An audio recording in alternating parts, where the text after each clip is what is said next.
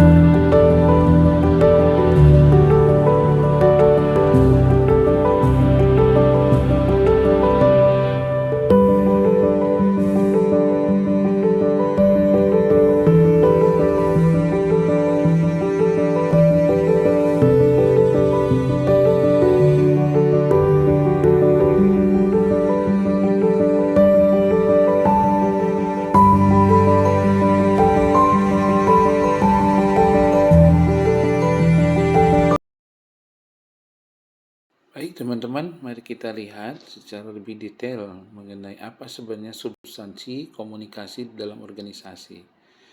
Pertama, yang menjadi substansi adalah bahwa komunikasi itu proses penciptaan dan pertukaran pesan dalam jaringan hubungan saling ketergantungan untuk mengatasi ketidakpastian lingkungan. Nah, untuk memahami mengenai substansi ini, ada 7 konsep kunci yang harus teman-teman elaborasi pada slide-slide berikutnya ya. Yang pertama, proses. Yang kedua, pesan. Ketiga, jaringan. Keempat, saling ketergantungan. Kelima, hubungan. Keenam, lingkungan. Dan ketujuh, ketidakpastian. Masing-masing perlu kita elaborasi lebih jauh mengenai apa ya, maksud dari 7 konsep kunci ini. Nomor 1, proses. Yang dimaksud proses adalah proses komunikasi. Sebagaimana diilustrasikan di gambar pada layar, terlihat ada proses pengiriman pesan dari sender kepada receiver, ya. Lalu dari receiver dikirim menjadi feedback kepada sender. Yang disebut dengan proses komunikasi. Dalam proses komunikasi ini, organisasi bersifat sistem terbuka dinamis, yang berarti dia menciptakan dan mempertukarkan pesan di antara anggota dan lingkungannya. Jadi tidak hanya mengirim, tetapi juga menerima.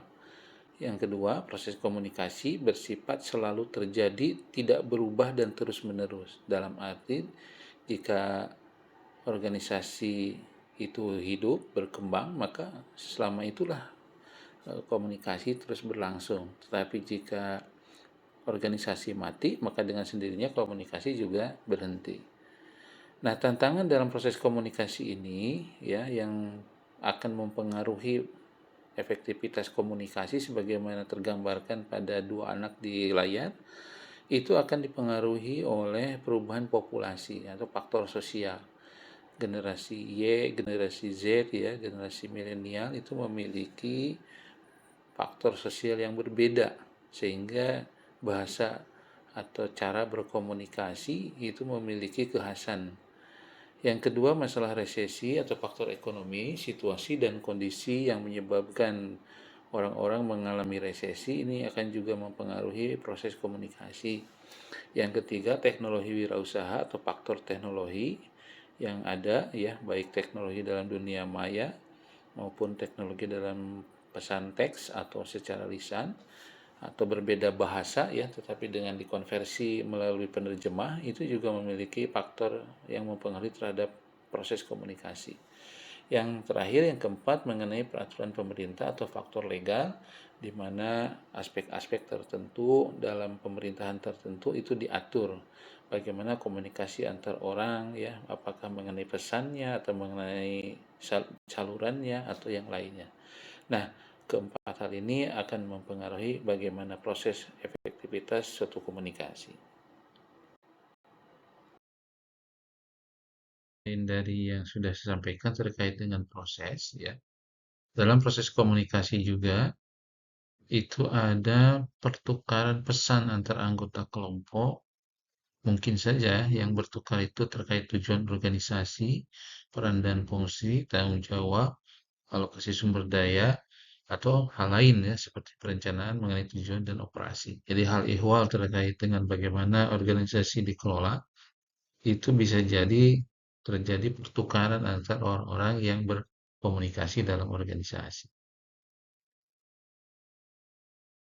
Teman-teman coba disimak ya berkali-kali, bisa berulang-ulang terkait dengan penjelasan mengenai kunci-kunci pokok lainnya dalam proses komunikasi, sehingga teman-teman di akhir itu sudah punya bayangan yang lebih jelas mengenai bagaimana komunikasi organisasi dilaksanakan.